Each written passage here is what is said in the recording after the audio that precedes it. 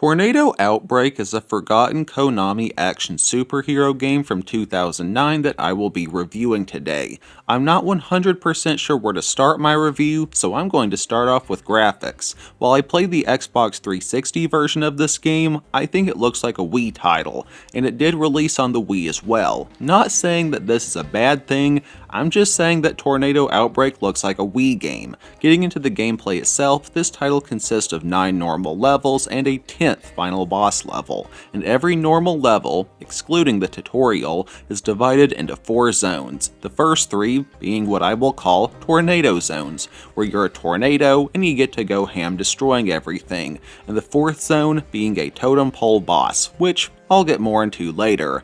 But the tornado zones is where the fun is at in this game. You start off each zone as a small nado, only able to absorb small things like flowers, small rocks, maybe some road cones, but as you suck up more items, you slowly grow in strength and size, and you gain the ability to tackle bigger things, like automobiles and porta potties, and finally buildings, almost reminding me of the destructible environments in Godzilla Destroy All Monsters for Xbox Original.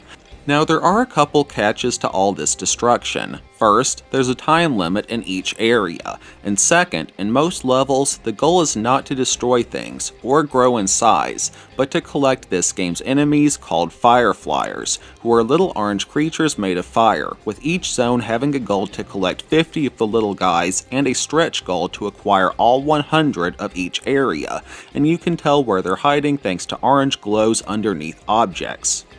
Now, Fireflyers can add time back to your timer, but only if you collect 3 or more at once. But how does one accomplish this? By pressing RT to hold Fireflyers. That's how, but it's a bit more complex than that, as you can only hold flyers for a few seconds before absorbing them, and the longer you keep your grip, the slower you move, until you eventually halt and suck them up. Or until you grab another, which resets your grab timer and gives you a short but helpful speed boost for a whopping second and a half.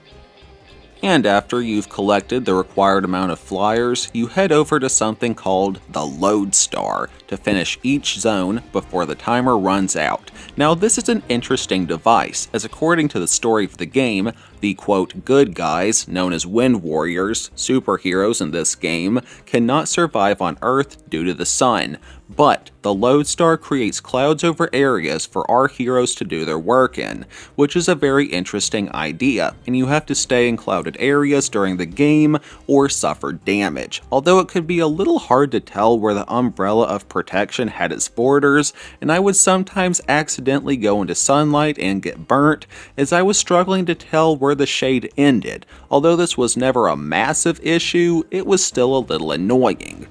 Back to discussing the Tornado Zone levels, as the game progresses, you unlock new powers, like a dash, which lets you, dash, and a jump, which allows little hops, and said hops can aid in destroying items for you to absorb.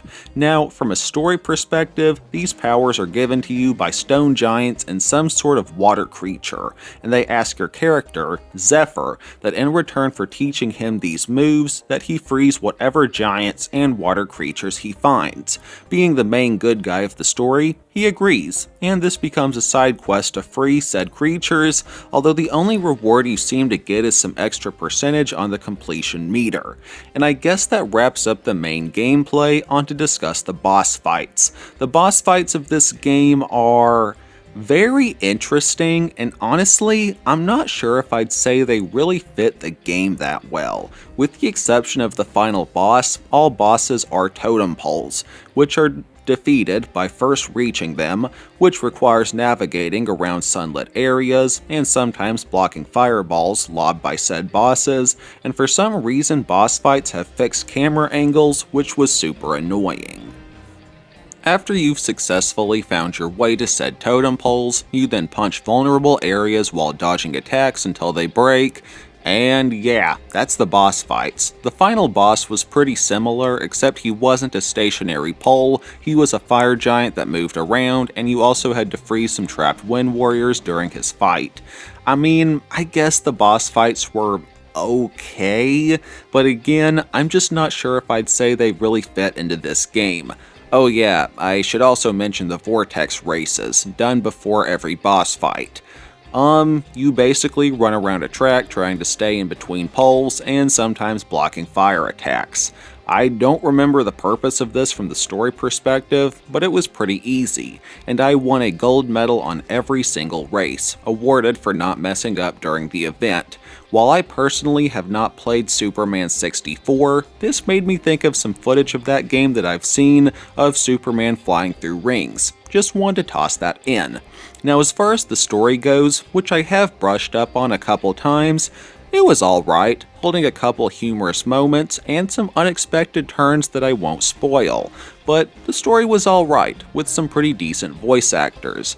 Performance-wise, I don't have anything bad to say about Tornado Outbreak. The soundtrack and sound effects were alright, nothing extraordinary, but it got the job done. The controls are pretty simple and very easy to learn, so this would be a pretty good game for someone picking up an Xbox controller for the first time. Just turn off the default inverted controls, they're pretty dumb in my opinion. A note I would like to add is that this game has a pretty cool HUD/level select, kinda similar to Donkey Kong Country on the 3DS. In conclusion, I think that I give this game a 7.2 out of 10 by my grade scale. Not an amazing game, but decent enough, although I do understand why it's kind of faded away with time. As far as similar games to suggest, I come up with only blanks, as I haven't played any games like this one before, although you'd probably enjoy Little Kitty Big City if you like Tornado Outbreak, which I have reviewed by the way, link in the end card and description. And that's it for my review. A personal side note is that Gaming Off the Grid is the main reason I purchased this title, as they made a video about must-buy games before the 360 store closed, and this was on the list, as physical copies are kinda rare and pricey, so acquiring this game for $5 was a steal, as loose physical copies are currently priced at $33 on price charting at the time of my writing on July 18th, 2025.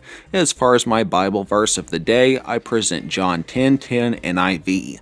The thief comes only to steal, kill, and destroy. I have come that they may have life and have it to the full. As always, none of my content is made by AI. I don't consent to my voice and likeness being modified and replicated by AI in any way. Thanks for watching. Jesus loves you. Never forget that. Take it easy. Peace.